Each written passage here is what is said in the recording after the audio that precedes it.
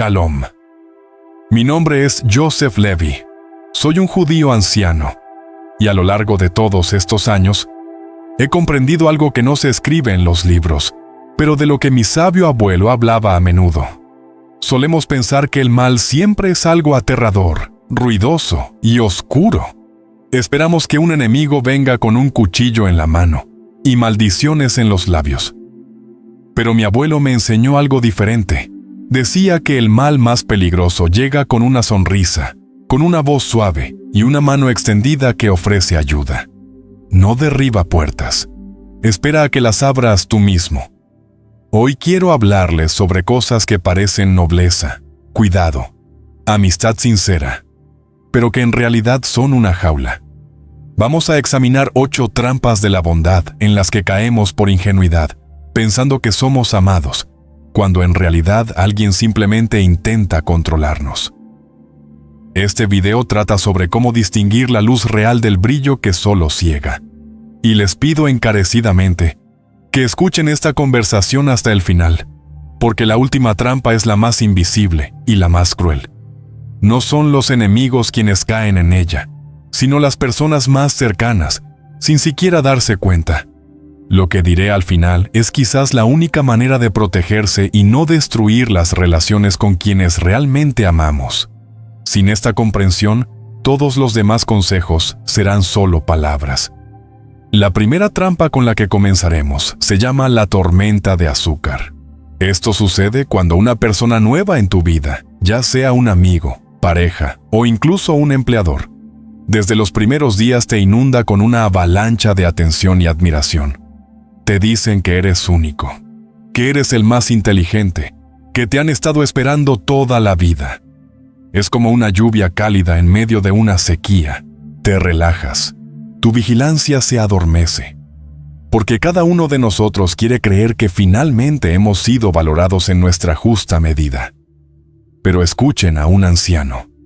Esto no es un reconocimiento de sus méritos. Es un pago por adelantado que pronto tendrán que devolver. La persona te alimenta deliberadamente con esta dulzura para que te vuelvas dependiente de su aprobación. Es como una droga. En cuanto te acostumbras a que te digan que eres el mejor, esa racha se detiene abruptamente. La persona se vuelve fría, distante, y tú, sin entender qué ha pasado, empiezas a hacer lo imposible para recuperar esa calidez. Te vuelves sumiso. Estás dispuesto a perdonar ofensas, trabajar el doble, tolerar faltas de respeto, con tal de que te vuelvan a sonreír como al principio. La adulación excesiva es la manera perfecta de doblegar tu voluntad sin siquiera alzar la voz. Simplemente te ahogas en un mar de halagos que tú mismo permitiste que te vertieran encima. Recuerdo bien cómo la vida me enseñó esta lección cuando era muy joven. Un nuevo proveedor apareció en nuestra tienda. Llamémoslo Aaron.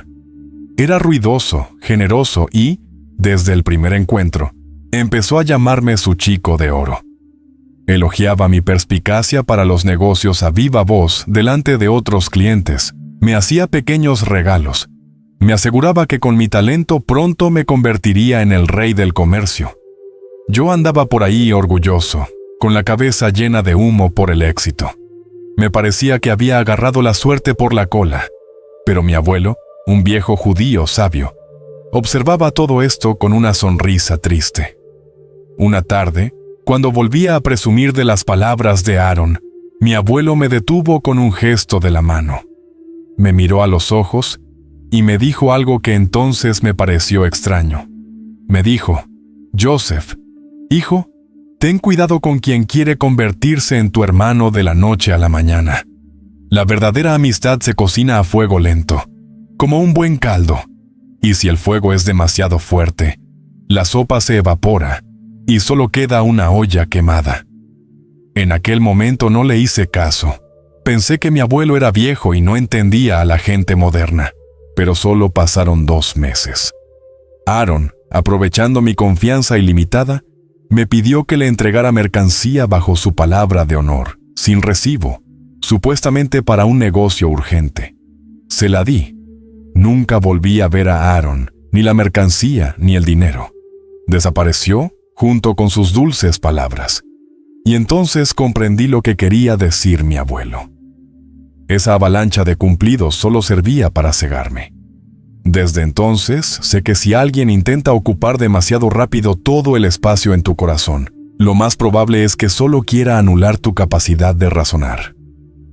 La segunda trampa es el perdón por adelantado. Esta trampa es mucho más terrible que la agresión abierta o los gritos. Cuando alguien te grita, puedes gritarle de vuelta. Cuando te acusan, puedes presentar argumentos en tu defensa. Ves al enemigo, ves el ataque, y tu sangre hierve, dándote fuerzas para resistir. Pero aquí todo es diferente. Aquí te envuelven en un suave y pegajoso algodón, en el que se ahoga cualquier argumento, cualquier protesta. Esta es una trampa para quienes tienen conciencia. Y es precisamente con esta conciencia con la que el manipulador juega como con un violín desafinado. La esencia de esta trampa es que la persona se coloca en la posición de un santo mártir. No discuten contigo, no te insultan. Te miran con una sonrisa triste y comprensiva y dicen algo como: no importa, estoy acostumbrado a que no me valoren. O, no estoy ofendido contigo. Aunque hayas sido cruel, te deseo lo mejor. Y en ese momento ocurre algo terrible. Todavía no has hecho nada malo. Quizás incluso tenías razón en la discusión, pero ya te han perdonado. Y si te han perdonado, eso significa que eres culpable. Esta es una verdad que se te inculca sin un solo golpe. La persona que usa esta técnica se sube a un pedestal moral. Está allí arriba, en la cima, con túnicas blancas, tan magnánima y espiritual. Y tú te quedas abajo, sintiéndote como una criatura torpe, grosera e ingrata que se atrevió a ofender a un ángel. Este sentimiento de inutilidad e indignidad comienza a corroerte por dentro. Empiezas a pensar: qué mala persona soy. Me entrega su alma entera, tolera mis caprichos, y aún así me atrevo a exigirle algo. Como resultado, dejas de defender tus límites. ¿Cómo puedes defender tus intereses frente a alguien que lo tolera todo por ti? Empiezas a andar de puntillas, con miedo incluso de respirar para no molestar a este santo. Tu vida se convierte en una penitencia interminable, por una culpa que en realidad no existe. Intentas complacer, anticipar sus deseos, disimular este pecado invisible. Y eso es precisamente lo que el manipulador necesita. No necesita tus disculpas. Necesita tener poder sobre tu estado emocional. Mientras te sientas culpable, eres manejable. Te vuelves complaciente, callada y sumisa, solo para no volver a ver esa mirada melancólica llena de reproche silencioso. Lo más peligroso es que este tipo de perdón no purifica la relación como lo hace una verdadera reconciliación. El verdadero perdón es cuando ambas personas se liberan de la carga y avanzan con ligereza. El perdón anticipado es cuando te cuelgan una pesada bolsa de piedras y la arrastras sola, mientras la persona supuestamente bondadosa camina a tu lado con ligereza y suspira por la imperfección del mundo. Esta es una forma de orgullo disfrazado de humildad. La persona no resuelve el problema, simplemente se engrandece a costa de tu pequeñez. Les contaré una historia que sucedió hace muchos años, cuando yo era joven, y apenas empezaba a comprender las leyes de la comunicación entre las personas. En nuestro barrio vivía una pariente lejana de nuestra familia, la tía Berta. ¡Ah, qué mujer tan increíblemente mansa según todos! Nunca levantaba la voz, nunca exigía respeto abiertamente. Era silenciosa como un ratón y suave como una pluma. Pero por alguna razón, cada vez que salía de su casa, sentía como si hubiera cometido un crimen contra la humanidad. Una vez me pidió que la ayudara a mover un viejo armario de roble. Yo, lleno de fuerza y ganas de ayudar, fui a su casa. Empezamos a mover ese mueble increíblemente pesado, y entonces, por mi torpeza juvenil, golpeé accidentalmente el borde del armario contra su jarrón favorito. ¿Se rompió? No, pero apareció un pequeño rasguño, apenas visible. Inmediatamente empecé a disculparme. Estaba dispuesto a comprarle uno nuevo, a hacer cualquier cosa. Berta no gritó, ni siquiera frunció el ceño. Se acercó al jarrón, lo acarició con el dedo, suspiró profundamente y me miró con los ojos llenos de una tristeza infinita. Luego dijo con voz baja y temblorosa: «No es nada, Joseph. Solo es un recuerdo de mi difunta madre. Pero no te preocupes, ya soy vieja. No me queda mucho tiempo para admirar cosas bonitas. Lo importante es que quisiste ayudar. No estoy enfadada por tu torpeza. Dios nos juzga a todos, y te perdono por romperme el corazón junto con este jarrón, aunque esté intacto». Esas palabras me afectaron más que si me hubiera golpeado con un rodillo. Me quedé allí, con la cara roja, sudando y destrozado. Quería que me tragara la tierra. Empecé a disculparme sin parar, ofreciéndole dinero, ofreciéndome a reparar toda la casa solo para que quitara esa mirada. Me sentía como un elefante en una cacharrería, un bárbaro destruyendo la belleza. Durante los siguientes 3 meses, fui a su casa todas las semanas, arreglé la cerca, le llevé la compra, cavé en el jardín, intentando expiar ese rasguño, y cada vez me recibía con la misma sonrisa débil de mártir. «Oh, Joseph, no deberías haberte molestado. Me las habría arreglado de alguna manera con mis manos enfermas. Pero ya que has venido a expiar tu culpa, entonces ayuda». Mi abuelo, un hombre sabio, al ver cómo me atormentaba, una tarde me llamó al porche, sirvió té y me preguntó por qué iba tan a menudo a casa de la tía Berta, ya que antes no le tenía especial aprecio. Le conté lo del armario, lo del jarrón, sus palabras y esa pesada sensación que no me abandonaba, como si fuera el mayor pecador. El abuelo escuchó atentamente sin interrumpir, solo jugando con un terrón de azúcar entre los dedos. Cuando terminé, negó con la cabeza y dijo unas palabras que recordaré para siempre. «Escúchame, Joseph. Hay personas cuya bondad es más pesada que una piedra al cuello. La tía Berta no te perdonó. Si te hubiera perdonado, habría dicho: tonterías, son cosas que pasan, olvídalo. Y tú lo habrías olvidado. Pero hizo otra cosa. Tomó tu pequeño error, lo envolvió en el hermoso envoltorio de su santa paciencia y te lo vendió al precio de una barra de oro. Le estás pagando con tu tiempo, tu energía y tu autoestima por algo que no vale nada». Tomó un sorbo de té y continuó, mirando a lo lejos. «Recuerda, nieto, quien se apresura a perdonarte antes de que hayas tenido tiempo de sentir miedo, no te está haciendo no te está haciendo un favor. Te está poniendo un yugo. La verdadera santidad no te restriega tus imperfecciones en la cara. Una persona verdaderamente justa a tu lado te hace sentir mejor, más limpio, capaz de grandes cosas. Y si junto a alguien te sientes sucio, pequeño y eternamente endeudado, huye de esa persona. Eso no es santidad, es orgullo espiritual, el más terrible de todos. Se alimenta de tu culpa como el moho se alimenta de la humedad. Deja de ir allí con la cabeza gacha. No rompiste nada, excepto su deseo de dominarte a través de la lástima. Ese día dejé de ser esclavo de su perdón. Comprendí que la culpa es un instrumento, y yo misma decido si aceptarla o no. Y cuando la próxima vez alguien intentó decirme: «Te perdono, aunque me hayas hecho tanto daño», recordé a mi abuelo, sonreí y respondí: «Gracias, pero no necesito perdón por algo en lo que no hubo malicia». La tercera trampa. Somos una familia. Todos le tenemos miedo a la soledad. Y cuando llegas a un nuevo lugar de trabajo, a un nuevo equipo o te unes a alguna comunidad y desde la puerta te dicen: «Relájate, aquí no hay extraños, somos una gran familia», tu corazón se derrite, bajas la guardia. Piensas: «Por fin estoy en casa, aquí no me harán daño, aquí me cuidarán». Pero escucha con atención. Familia es donde te aman tal como eres. Familia es lazos de sangre o una unión sagrada. Y el trabajo, los negocios, los proyectos, son lugares donde las personas intercambian su tiempo y talentos por dinero. Es un trato honesto.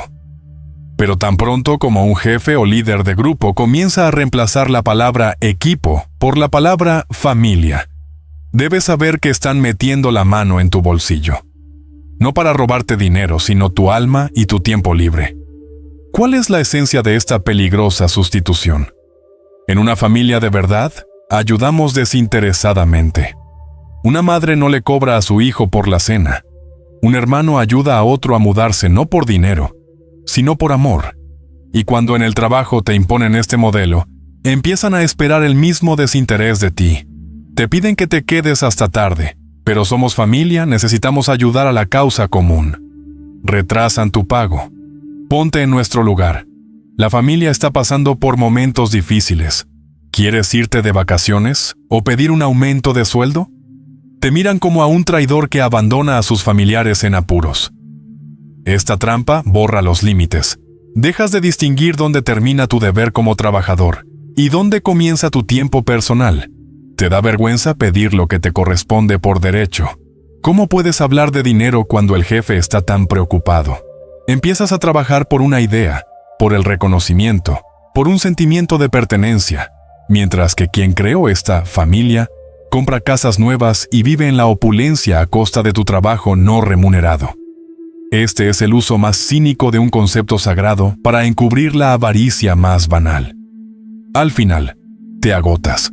Lo das todo, pensando que estás construyendo un hogar común, y luego, cuando te enfermas o te agotas, te echan a la calle, porque en los negocios no se mantiene a los familiares si dejan de generar ganancias.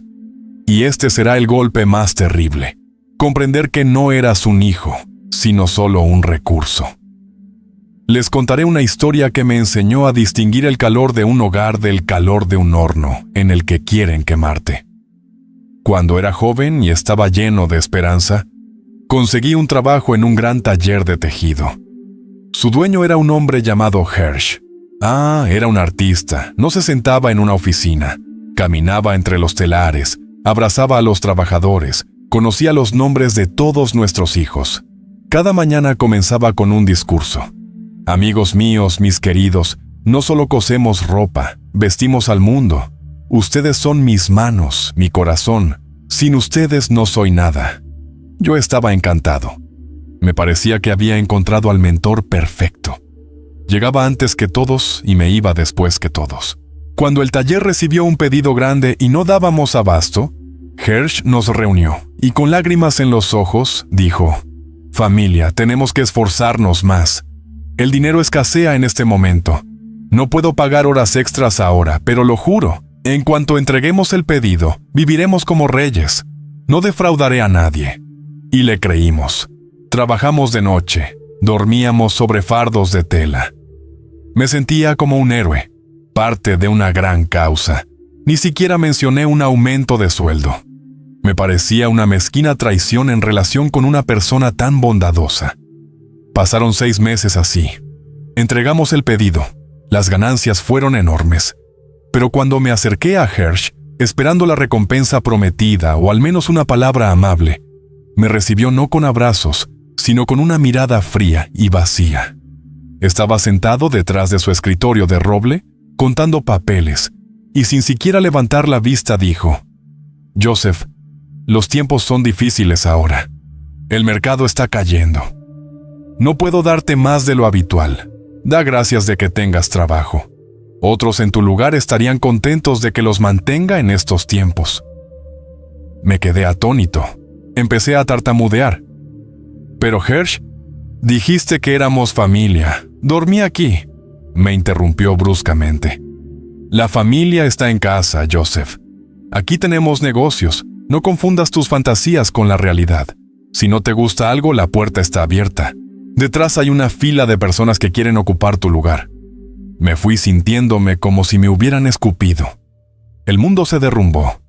Me sentí no solo engañado, sino utilizado como un trapo viejo. Por la noche, fui a ver a mi abuelo, enojado, ofendido con el mundo entero. Le conté todo, esperando que maldijera a Hirsch, pero mi abuelo, después de escuchar mi confusa historia, solo negó con la cabeza con tristeza y me sirvió té caliente. «Sabes, nieto», dijo en voz baja, «un lobo nunca llama hermana a una oveja si no piensa comérsela. Te ofendes con Hirsch, pero él solo es un comerciante que compró tu ingenuidad con palabras bonitas. Recuerda la sabiduría ancestral. En el trabajo tienes un contrato, no lazos de sangre. Si un jefe te llama hijo o hermano, mira tu escritorio. ¿Qué tiene que ver el escritorio?, pregunté sin entender. Tiene que ver con si comparte el pan contigo por igual. ¿Te invita a ser socio cuando hay ganancias? ¿O solo te considera familia cuando hay pérdidas y trabajo duro que compartir? Un verdadero padre, si tiene una hogaza de pan, la partirá por la mitad y le dará a su hijo la parte más grande. Y el que se come la hogaza entera, te deja las migajas y lo llama cena familiar. Ese no es un padre. Es un esclavista que aprendió a usar palabras amables para que los esclavos no se rebelen.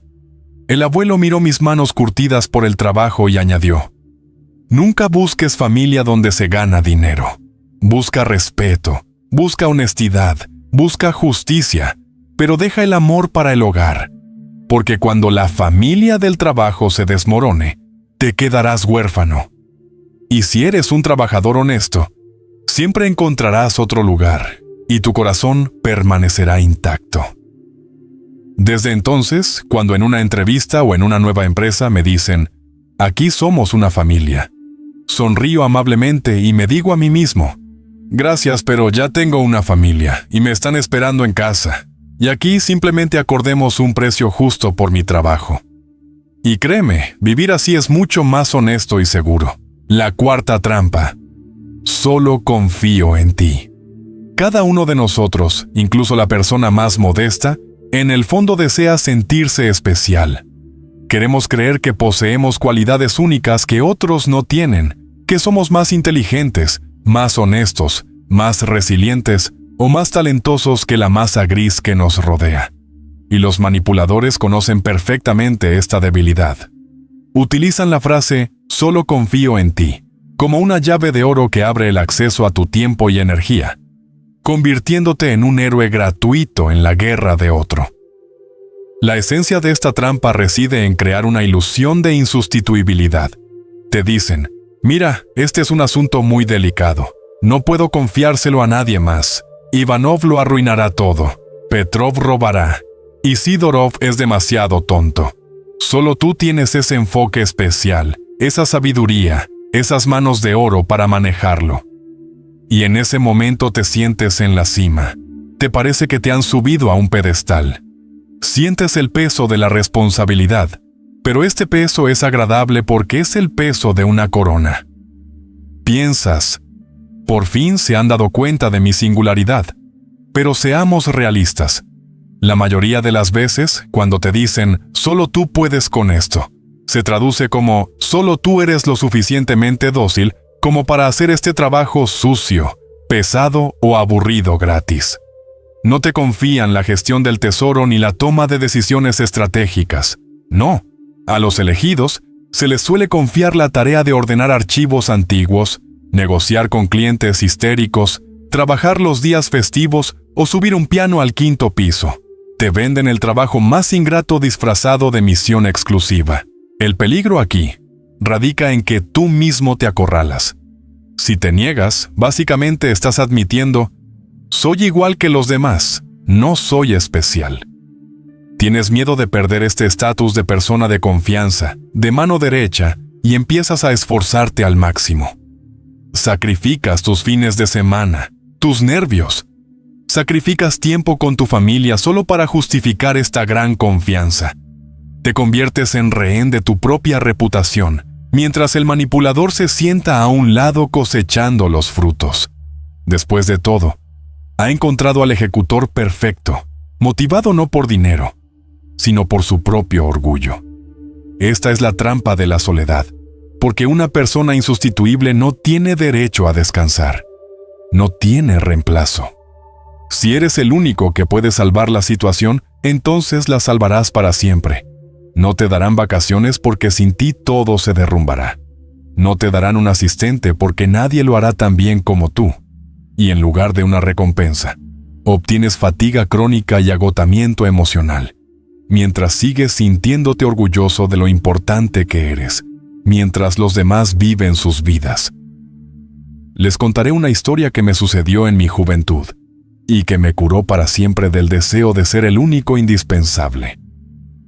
En nuestro pueblo vivía un hombre llamado Fischel. Era conocido por organizar grandes bodas y celebraciones. Era una persona quisquillosa y ruidosa, a la que siempre se le caían las cosas de las manos, pero que sabía hablar con elocuencia. Una vez se me acercó en la plaza del mercado. Me llevó a un lado. Miró a su alrededor con aire de conspiración y me puso la mano en el hombro. «Joseph», susurró, «tengo un problema. Se acerca la boda de la hija de un hombre rico. Habrá 300 invitados. Necesito transportar enormes barriles de vino raro desde una bodega situada al otro lado de la ciudad hasta el lugar de la celebración. El camino es terrible, lleno de piedras y barro. Los carreteros son borrachos, romperán los barriles o se beberán la mitad por el camino. Los porteadores son ladrones». Repasé mentalmente a todas las personas del pueblo y me di cuenta de que solo había una persona con una honestidad a prueba de balas y mano firme. Eras tú. Te confío este tesoro solo a ti. Yo, joven e ingenuo, sentí que el pecho se me hinchaba de orgullo. El propio Fischel, el organizador principal, me había elegido a mí, no a los fuertes porteadores, sino a mí. Acepté. No me ofreció dinero, pero dijo que mi recompensa sería su eterna gratitud y la reputación de ser una persona de confianza a la que se le podía confiar oro. Fue un infierno. Los barriles eran increíblemente pesados. El camino estaba intransitable por la lluvia. Empujé el carro con el aguas hasta las rodillas, temiendo romper una sola botella. No dormí en toda la noche, vigilando la carga para que no la robaran los vagabundos. Me lastimé la espalda. Me hice llagas en las manos, pero entregué todo intacto justo al comienzo del banquete.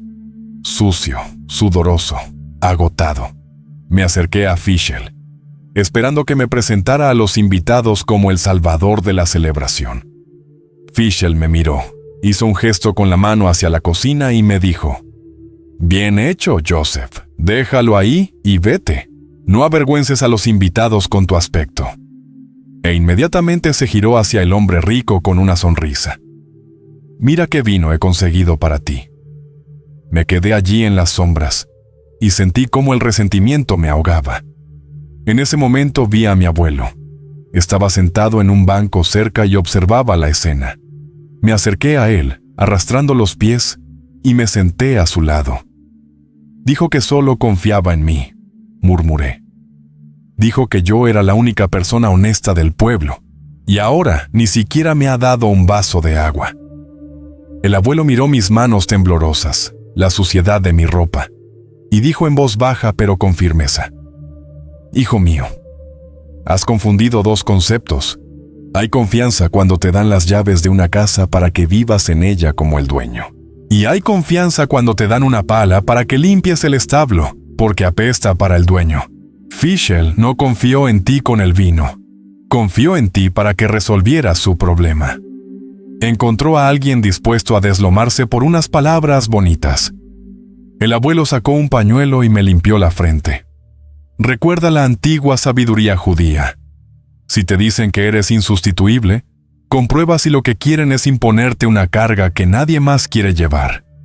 La verdadera confianza siempre va de la mano del respeto y de una remuneración justa. Si te confían 1.000.000 pero te pagan una miseria, eso no es confianza, es explotación. Estabas orgulloso de ser el único. Pues bien, eras el único tonto que aceptó hacer el trabajo de un caballo a cambio de un simple «gracias». Esa noche comprendí algo importante. Ser único es bueno cuando te beneficia, pero cuando tu singularidad consiste solo en que se aprovechan de ti, eso es una vergüenza. Desde entonces, cuando alguien me dice: «Joseph, solo tú puedes hacer esto», miro a la persona fijamente a los ojos y pregunto: ¿por qué? ¿Porque requiere una gran habilidad que será bien pagada? ¿O porque requiere una gran paciencia que no será recompensada? Y créeme, en 9 de cada 10 casos, después de esta pregunta, la supuesta confianza del manipulador desaparece milagrosamente y se va en busca de la siguiente víctima. No seas tú la persona en la que confían solo porque no sabes valorarte. La quinta trampa: el elogio público. La esencia de esta trampa es tan simple como una ratonera. La persona no te pide algo en privado, donde puedes negarte, presentar argumentos o simplemente negar con la cabeza. No, espera el momento en que se reúnen personas a tu alrededor, colegas, familiares, amigos o simplemente espectadores. Y entonces, en voz alta, con gran dramatismo, comienza a alabarte. Dice: miren a esta persona. Aquí tienen un ejemplo de generosidad increíble. Nunca le niega nada a nadie. Es el único dispuesto a sacrificar su fin de semana por el bien común. En ese momento te sientes en la cima del mundo. Te resulta agradable. Todos te miran con respeto. Alguien aplaude, alguien sonríe. Pero escúchame bien.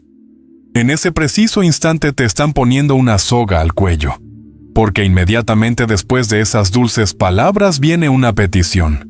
Y esta petición se deriva lógicamente de la máscara de héroe que te acaban de poner. Y por eso, nuestro querido amigo se hará cargo de este proyecto tan importante completamente gratis. O bien, y por supuesto me prestará esta suma, porque es un verdadero amigo para quien el dinero no tiene importancia. Y eso es todo. La trampa se ha cerrado. No puedes decir que no. Si te niegas ahora delante de todos, destruirás la hermosa imagen que acaban de crear de ti. Te convertirás instantáneamente de héroe en mentiroso e hipócrita. La multitud que hace un minuto te admiraba se sentirá decepcionada. El manipulador lo sabe. Utiliza tu reputación como rehén. Sabe que prefieres aceptar las molestias, las pérdidas y el cansancio antes que permitir que el público vea que no eres tan santo después de todo. Esta es una trampa de presión social. Te privan del derecho a ser una persona normal que tiene sus propios intereses, cansancio o falta de ganas de ayudar. Te convierten en un monumento a ti mismo. Y los monumentos, como sabes, no se mueven, no se oponen ni piden comida. Simplemente se quedan quietos y sirven de decoración para los objetivos de alguien. Esto es violencia contra tu voluntad, disfrazada de triunfo. Les contaré una historia que me sucedió en mi madurez, cuando ya me consideraba una persona experimentada, pero aún así caí en la trampa como un joven inexperto. En nuestra comunidad vivía un hombre llamado Avrom. Era el presidente de la junta directiva, un hombre ruidoso e importante, con una gran barriga y ambiciones aún mayores. Le encantaba organizar veladas benéficas donde recaudaba dinero para las necesidades de la ciudad. Pero las malas lenguas susurraban que parte de ese dinero terminaba en los bolsillos de sus nuevos abrigos. Una vez, Avrom me invitó a una gran celebración en honor a la finalización de la cosecha. Allí se reunió la flor y nata de la sociedad. Comerciantes, rabinos, ancianos respetados. Me senté tranquilamente en un rincón, disfrutando del vino, y esperaba pasar la noche en paz. Pero de repente, Avrom se levantó, golpeó su copa con un tenedor para pedir silencio y me señaló directamente con el dedo. «Amigos», tronó su voz, «hablamos mucho de bondad, pero pocos actúan. Pero entre nosotros hay una persona cuyo corazón es más grande que este salón. Este es nuestro Joseph». Cientos de ojos se volvieron hacia mí. Sentí que el color me subía al rostro. Avrom continuó. Joseph es un ejemplo de modestia y verdadero servicio. Ayer compartí con él nuestro problema. El tejado de nuestra vieja escuela tiene goteras y la lluvia cae sobre las cabezas de los niños. ¿Y saben qué? Joseph no buscó excusas. No dijo que no tenía tiempo ni medios. Este hombre santo me miró a los ojos y sin palabras innecesarias, decidió hacerse cargo de todos los gastos de la reparación. Demos la bienvenida a nuestro Salvador. El salón estalló en aplausos. La gente se acercó a mí, me estrechó la mano, me dio palmadas en el hombro y me decía, «Que Dios te bendiga, Joseph». Y yo me quedé atónito, sin poder pronunciar una palabra. El caso es que yo no había hecho tal promesa. Avrom y yo sí habíamos hablado del tejado, Pero yo le dije que lo pensaría, que vería si podía aportar al menos una pequeña parte. No prometí pagar toda la reparación.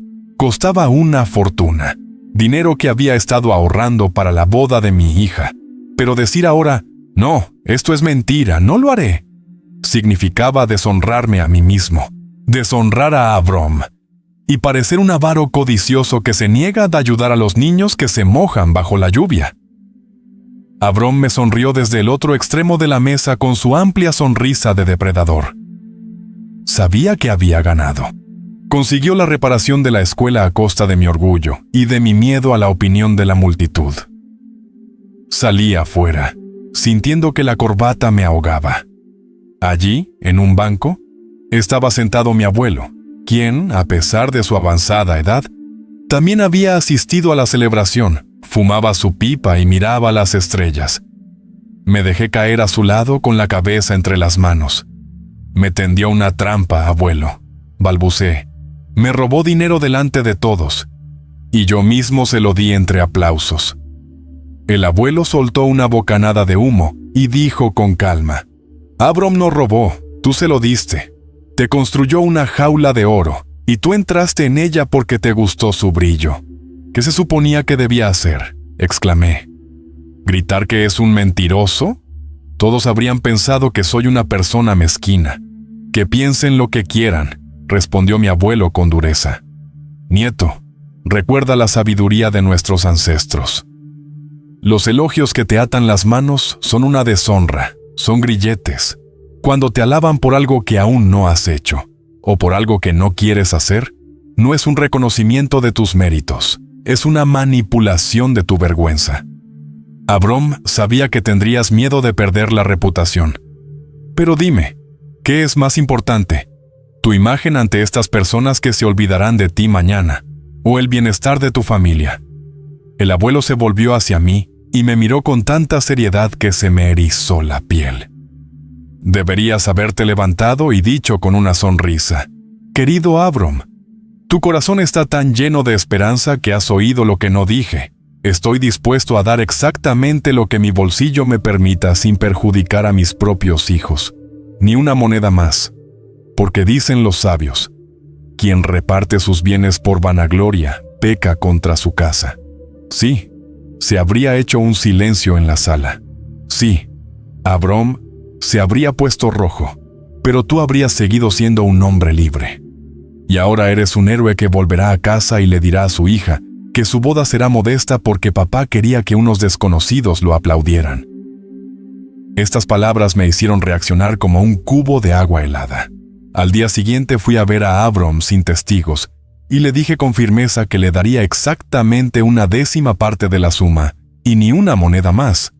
Intentó presionarme, me amenazó con contarle a todo el mundo mi traición, pero recordé las palabras de mi abuelo y respondí: cuéntales, pero entonces yo les contaré a todos cómo vendes la generosidad ajena sin el permiso del dueño. Se quedó callado y cogió el dinero. Desde entonces he aprendido la lección. Si alguien empieza a elogiarme en voz alta delante de una multitud, atribuyéndome intenciones heroicas, no me dejo llevar por la vanidad. Me pongo tenso, sonrío e inmediatamente le hago ver a la persona la realidad. Le digo: eres muy amable, pero solo soy una persona, y mis capacidades son limitadas. Esto desestabiliza al manipulador, impidiendo que cierre la trampa. No tengas miedo de decepcionar a la multitud. Ten miedo de perderte a ti mismo en busca de aplausos fáciles. La sexta trampa: el chisme disfrazado de preocupación. Solemos pensar que un chismoso es una persona malvada que susurra en los rincones, deseando el mal a los demás. Pero un manipulador experimentado nunca te presentará el chisme como veneno. Lo presentará como un dulce remedio, como un acto de profunda compasión y preocupación. La esencia de la trampa reside en una frase aparentemente inofensiva: estoy tan preocupado por él. Con estas palabras comienza la invasión más sucia de la vida de otra persona. Alguien se acerca a ti, pone cara de pena, baja la voz y dice: ¿oíste lo que le pasó al pobre Moish? Estoy tan preocupado. Dicen que empezó a beber. Su esposa lo echó de casa y los niños se mueren de hambre. ¡Qué horror!, ¿verdad? En ese momento se produce una terrible sustitución. Te parece que tú y tu interlocutor están haciendo una buena obra. Están mostrando empatía. Se unen en su noble preocupación. Entre ustedes surge la confianza, una conexión íntima. Tú y yo somos normales. Todo está bien con nosotros, pero él está en problemas. Este sentimiento de superioridad embriaga la mente. Empiezas a sentir, a estar de acuerdo, a hacer preguntas. ¿En serio? ¿Qué más dicen? Y sin darte cuenta, te conviertes en cómplice de un crimen. ¿Por qué es una trampa? Porque quien te trae chismes sobre otra persona nunca lo hace por ayudar. Lo hace para disfrutar de la caída de alguien más e involucrarte en el proceso. Te conviertes en un cubo de basura donde vierten sus inmundicias. Tu alma se ensucia. Empiezas a ver a la persona de la que hablaron a través del prisma de esos rumores. Ni siquiera conoces la verdad, pero tu opinión ya está envenenada. Pierdes la capacidad de ver a una persona con claridad. Pero la consecuencia más peligrosa ni siquiera es esa. Recuerda la regla de oro. Si una persona habla de otros contigo, definitivamente hablará de ti con otros. Esta es una ley que no tiene excepciones. Hoy eres un oyente de confianza, uno de los nuestros. Y mañana, en cuanto tropieces o simplemente salgas por la puerta, ese mismo amigo comprensivo correrá hacia el vecino con la misma cara de preocupación. Ay, estoy tan preocupado por Joseph. Se ha vuelto tan extraño, dicen. Al permitir que un chismoso te hable al oído, le das las llaves de tu reputación. Tú mismo le permites que trafique con tus secretos porque le has demostrado que te gusta esa mercancía. Quiero contarte una historia que me quitó para siempre las ganas de escuchar noticias sobre los problemas de los demás. Esto sucedió cuando era joven y ya ayudaba a mi padre en la tienda. En nuestro barrio vivía una mujer llamada Rivka. ¡Ay! Esta no era una mujer, era una radio andante. Pero era una maestra del disimulo. Nunca hablaba con malicia, al contrario, era el alma más compasiva de toda la ciudad. Una vez, Rivka entró en nuestra tienda cuando solo estábamos mi abuelo y yo. Y él estaba clasificando grano. Rivka suspiró profundamente. Se apoyó en el mostrador y mirándome con los ojos llenos de lágrimas, susurró. Joseph, se me rompe el corazón. ¿Oíste hablar de nuestro rabino? Me puse alerta. El rabino era un hombre respetado. ¿No? ¿Qué pasó? Pregunté con vivo interés.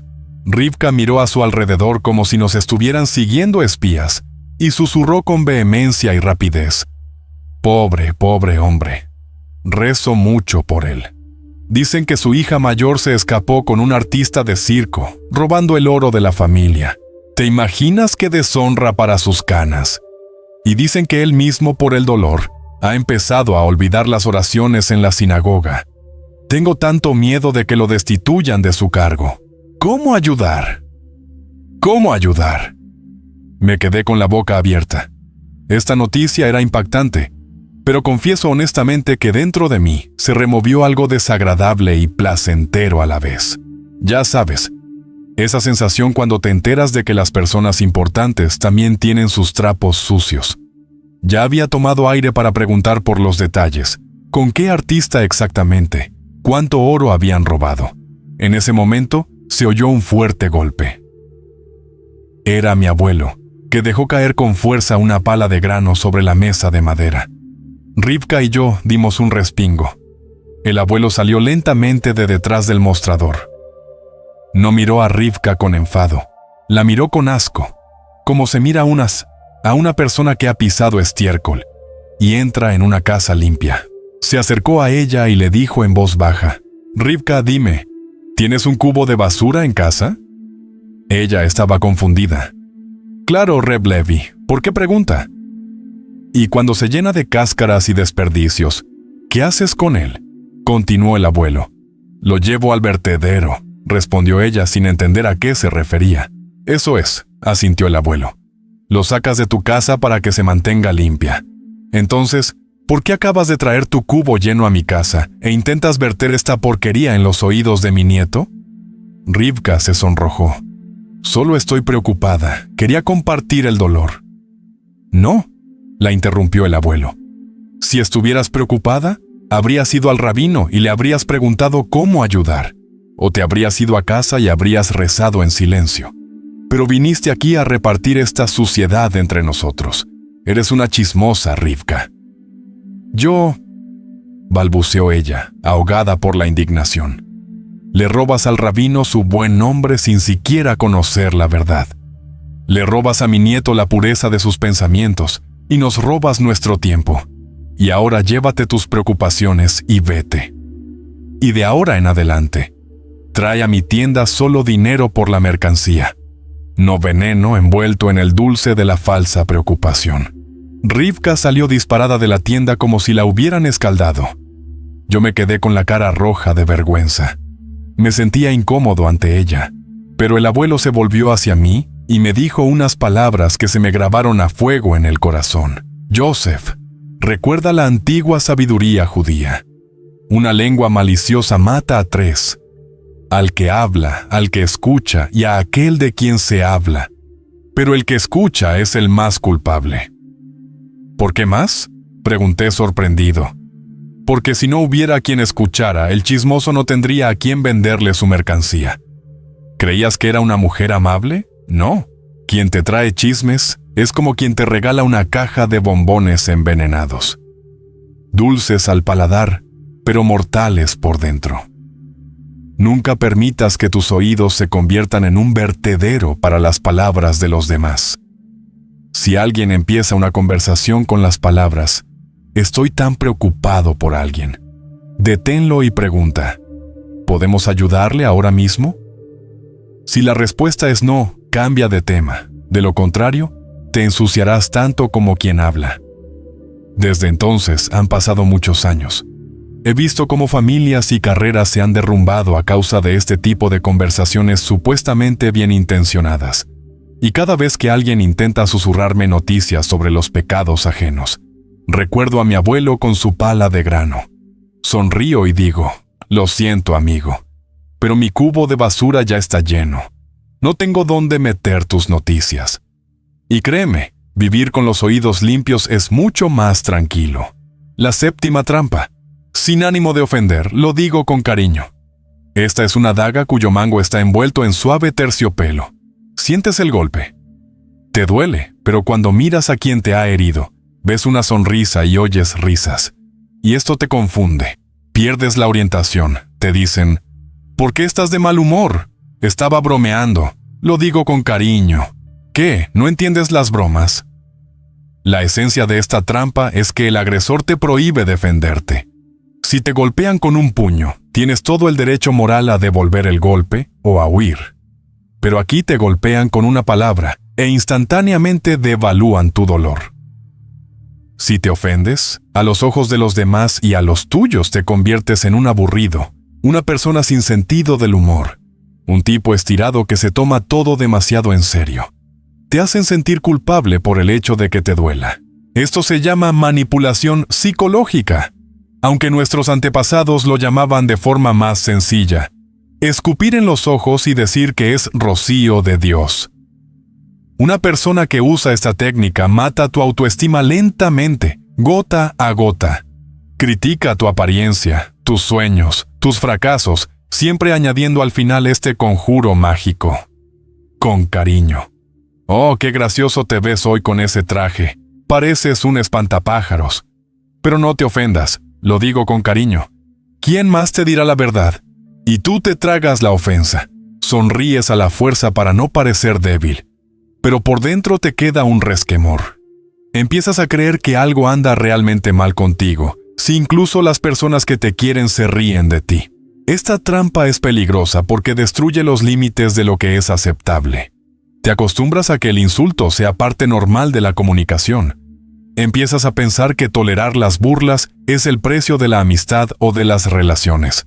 Pero recuerda, donde hay amor, no hay lugar para la humillación. El amor protege, no hiere.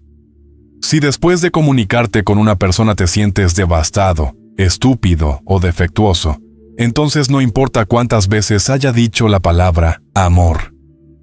Lo que importa es lo que le hizo a tu alma. Les contaré una historia que sucedió en nuestra familia cuando yo ya era un adulto y me preparaba para casarme. Teníamos un pariente lejano, el tío Chaim. Era considerado el alma de la fiesta, ruidoso, alegre, siempre con una broma en los labios. Todos lo adoraban porque en las celebraciones no dejaba que nadie se aburriera. Pero Chaim tenía una peculiaridad. Sus bromas siempre eran a costa de alguien, y la mayoría de las veces su objetivo eran aquellos que no podían responder con dureza. En la fiesta de compromiso, donde se reunió toda nuestra familia y la familia de mi prometida, Chaim decidió hacer un brindis. Yo estaba de pie junto a mi futura esposa, feliz, emocionado. Chaim levantó su copa, miró a todos con una mirada brillante y comenzó. Bueno, brindemos por nuestro Joseph. Finalmente encontró una chica que aceptó tolerar sus ronquidos. Y pensábamos que se quedaría soltero, con su carácter y sus piernas torcidas. Los invitados rieron con incertidumbre. Mi prometida se sonrojó y bajó la mirada. Sentí que todo dentro de mí se contraía. Pero Chaim no se detuvo. Vamos, ¿por qué están todos tan serios? Lo digo con cariño. ¿Quién más que yo elogiará a este tonto de esa manera? Joseph, no te enfades. Sabes que el tío Chaim solo te desea lo mejor. Es un milagro que alguien te haya recogido, dijo. Y luego soltó una carcajada, satisfecho con su broma. Un silencio denso se apoderó del salón. Algunos seguían sonriendo por inercia, pero muchos se sentían incómodos. Yo me quedé de pie, sin saber qué hacer. Gritar, armar un escándalo en mi propia fiesta de compromiso. Eso arruinaría la celebración. ¿Quedarme callada? Eso significaría aceptar que no valgo nada y que simplemente tuve suerte de que alguien se fijara en mí. En ese momento, mi abuelo se levantó lentamente de su asiento. No golpeó la mesa con el tenedor, no gritó, simplemente se puso de pie, y su silencio fue más elocuente que cualquier grito. Miró a Chaim con una mirada larga e intensa. La sonrisa desapareció del rostro del bromista. Chaim, dijo mi abuelo con una voz tranquila que se escuchó en cada rincón de la sala. Dime, ¿cuando un médico opera a una persona para curarla, le hace daño? Bueno, sí. Chaim estaba confundido. ¿Y cuando un ladrón apuñala a una persona con un cuchillo en un callejón, le hace daño? Continuó el abuelo. Sí, claro. Entonces, ¿cuál es la diferencia, Chaim? Preguntó el abuelo clavándole la mirada. El médico salva y el ladrón mata, murmuró el pariente. Correcto, asintió el abuelo. Así que tus palabras de ahora no curaron, hirieron. Humillaste al novio delante de la novia, humillaste a un hombre delante de sus invitados. Y el hecho de que hayas untado tu cuchillo con miel, las palabras con cariño, no te convierte en médico. Eres un ladrón, Chaim, solo que un cobarde. Porque un verdadero enemigo te golpea en la cara, y tú golpeas por la espalda y te escondes detrás de una broma. Chaim intentó justificarse. Vamos, Reb Levi. Es solo humor. Hay que tomarse las cosas con más calma, sin ofender. Las ofensas son para niños, lo interrumpió el abuelo. Y los hombres adultos sacan conclusiones. Mi conclusión es esta. Quien no sabe respetar la dignidad ajena no merece sentarse a mi mesa. El humor que requiere una víctima no es alegría, es un sacrificio a tu vanidad. Querías que todos se rieran, bien, pero hiciste que se rieran de ti, no contigo, porque no hay nada más gracioso y patético que un bufón que se cree rey humillando a los demás. Chaim se puso morado, murmuró algo y se sentó. La celebración continuó, pero la atmósfera cambió. La gente dejó de reírse de sus comentarios hirientes, y yo comprendí algo importante esa noche. Me acerqué al abuelo y le dije gracias en voz baja. Él me puso la mano en el hombro y me dijo lo que ahora te transmito a ti. Joseph, recuerda, si te dicen algo desagradable y luego añaden sin ofender, significa que la persona sabe perfectamente que te está ofendiendo. Solo quieren la absolución de sus pecados por adelantado. Nunca permitas que la gente cubra la grosería con la amistad. Si una broma te hiere, no es una broma, es un ataque. Y tienes todo el derecho a no reírte. Tienes derecho a detenerlo. Di directamente, esto no me parece gracioso. Esto me resulta desagradable. Y si de verdad me quieres, nunca volverás a bromear así. ¿Y si dicen que soy un aburrido?, pregunté. Que lo digan, sonrió el abuelo. Es mejor ser un aburrido respetado que un felpudo alegre. Desde entonces he adoptado una regla. En cuanto oigo la frase, lo digo con cariño. Después de una pulla, levanto una barrera de inmediato. No sonrío. Miro a la persona con calma y le digo, tu cariño me parece muy extraño. Por favor, quiéreme de otra manera, sin humillaciones, o mejor no me quieras. Y sabes, hijo, es algo asombroso. Los verdaderos amigos lo entienden enseguida y se disculpan. Y los que solo querían imponerse a mi costa se alejan como polvo seco. Y respirar se vuelve mucho más fácil. Y ahora escucha por qué empezamos esta conversación. Esta es la trampa más terrible e invisible, porque no se basa en mentiras, sino en la sinceridad. Es la trampa del amor. Nuestras personas más cercanas nos empujan a ella, padres, cónyuges, hijos. Una persona te mira a los ojos y te dice, lo sacrifiqué todo por ti. Renuncié a mi carrera, a mi salud, a mi felicidad personal, solo para que todo te fuera bien. ¿Por qué es una trampa? Porque te pasan una factura imposible de pagar. Te dicen, te di mi vida, ahora debes darme la tuya. Esto es más terrible que cualquier chantaje. No puedes irte, no puedes elegir tu camino, no puedes ser feliz por separado de ellos, porque inmediatamente te sientes un traidor. Te asfixian con un amor que se ha convertido en una cadena. Mi abuelo decía esto, Joseph, el verdadero amor es una puerta por la que sales a la libertad, no una jaula en la que estás encerrado para siempre. Si alguien dice que murió por ti estando vivo, quiere que te acuestes en un ataúd junto a él. Recuerda, nadie tiene derecho a exigir tu destino a cambio de su cuidado. El verdadero amor se alegra de tu libertad, no de tu dependencia. Si te dicen, lo sacrifiqué todo por ti, devuelve ese sacrificio con suavidad pero con firmeza. Di, lo aprecio, pero no pedí que me salvaran a costa de tu felicidad. Vive para ti mismo, y entonces podré amarte libremente, no por un sentido del deber. Hemos examinado 8 trampas que la gente llama bondad, pero que en realidad son engaños. ¿Cuál es la principal conclusión que podemos extraer? La sabiduría judía dice, la bondad sin razón no es santidad, es necedad. Ser amable no significa ser complaciente, sumiso o ingenuo. La verdadera bondad proviene de la fortaleza, no de la debilidad. Es como el sol, brilla para todos, pero no permite que nadie se aproveche de él. Tienes derecho a decir no. Tienes derecho a no aceptar ayuda que te convierta en deudor. Tienes derecho a defender tus límites, incluso ante tus seres queridos. Y créeme, cuando empieces a respetarte a ti mismo, los demás dejarán de verte como una víctima y empezarán a verte como una persona.